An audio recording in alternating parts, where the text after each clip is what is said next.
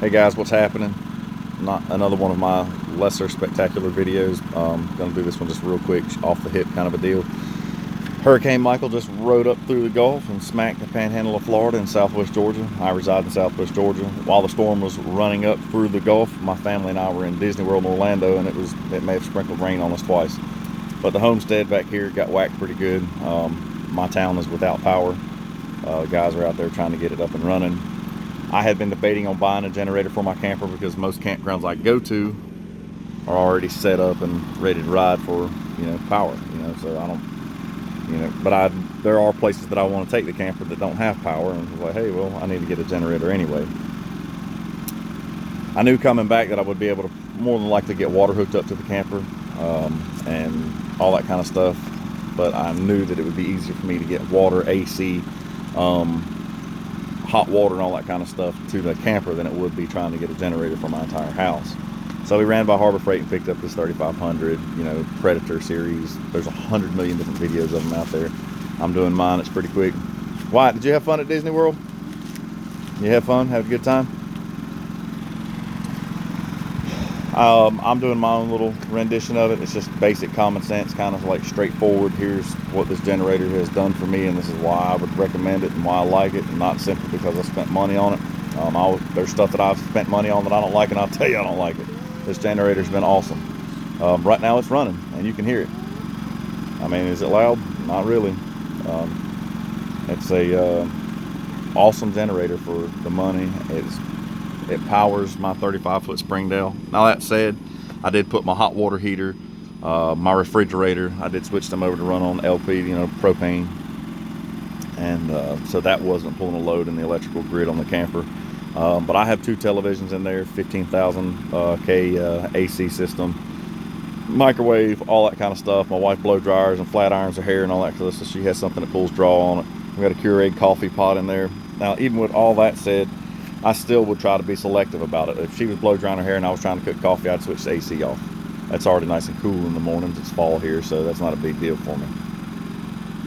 Did I ever overload the generator? No, I didn't. I don't know what it would take to overload the generator, but I know that it will run the AC while I'm sleeping, all the TVs while we're mingling around. It will power up my coffee pot and all that other stuff in the generator, and it's comfortable. I'm not having to come out here and hit reset buttons and reset breakers and all that kind of stuff. You guys can look up all the specs that you want on this generator online. It's all right there in front of you. You can look it up online, but it's super convenient on the setup of it. The generator is pretty much assembled in the box. All you have to do is connect the battery. It does come supplied with a 12-volt battery to run the generator. It's a small battery, similar to what like a motorcycle battery looks like. So it's not like your bigger lawnmower style battery. And it's inside that access panel there. You take that screw out, the access panel comes undone. You hook the battery cables up to the battery, and bam, it runs. I did want to see how hard it would be to full start.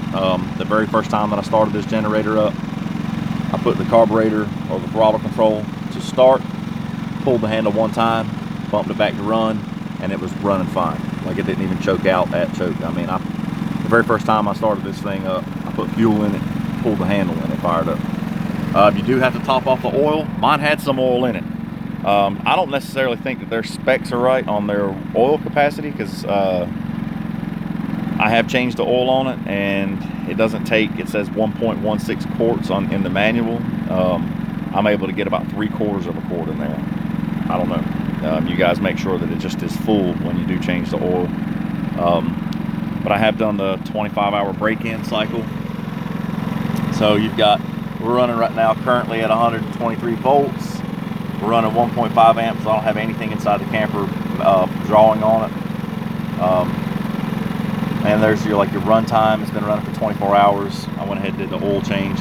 The oil changes that I do on small engines are different than a lot of the other videos I see on these, which I'll do an oil change video, guys, for you guys. So it's just real basic, simple on how I go about doing it.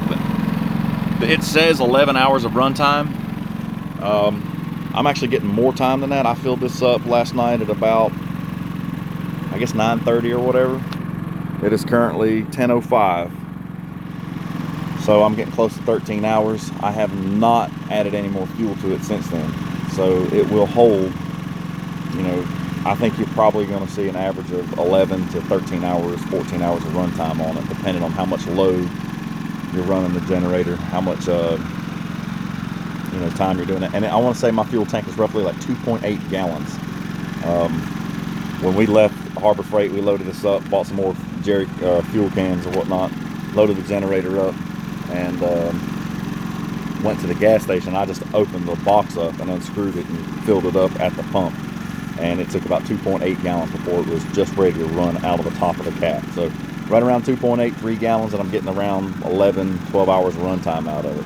So that's plenty of time for you guys to go to sleep and then wake up and top it back off for the next day if you want to let it run while you're sleeping. Access panel to your oil fill and stuff like that, which you can watch everybody else's videos on how they change their oil, and then I'll do a little oil change. Real basic, nice little fuel cap. Go over the generator control panel. You saw me go through the numbers on the outputs and all that kind of stuff and what it's actually doing. It does have parallel outputs, so you can get a parallel kit and then you can run another generator in parallel with it to double up what's going on. This generator comes with a 30 amp camper hookup adapter for the 3-pole twist lock. So this adapter is really cool and it's convenient. It comes in the box, so it's ready to ride for your camper other than adding some oil to it. Does have little breaker switches for your, if it does pop a breaker, you can do that. You've got a 120 AC outlet. It does have a 12 volt outlet. It did come with that plug, and that plug had 2 little alligator clips on it, so I guess you could hook it up and charge a battery if you needed to, or some kind of other 12 volt system that you wanted to run off of this generator. It's got a like an eco mode. They call it this Ecs Throttle. So currently it's running and on. I can turn it to off. The majority of the time that I've been running this generator, it has been off, but it runs pretty well on that too. So if you're stuck somewhere and you're limited on fuel and you're trying to get as much out of it as you can, it does have the ability to cut down on the RPMs and save you a little bit of fuel and make it a little bit more efficient. If you're going to go somewhere, guys, one of the things that I'd recommend doing is while you're at Harbor Freight, grab one of their 15-foot cables or 20, 30-foot cables or whatever. I think they're like $7 to $10, and you can throw it around the handle and throw it around the steps or frame or bumper or wherever you want to put this thing. Run it through some of the handles on your fuel cans. Make sure you're in a well-ventilated area. If you are going to run, you store your fuel kind of close to the generator. Make sure it is ventilated so you get good, airflow through here. But you can tie everything together. It just keeps an honest man honest. So you just can't walk off with your generator, just come up and grab it and go, or your fuel cans or whatever. And I'm dodging hurricane damage stuff right now, so generators and fuel cans are pretty high commodity right now. So I would recommend having some way to secure it, in some type of fashion so somebody just can't come up and walk away with your generator. It is light enough to pick up and tote, so you can carry it away and walk away with it.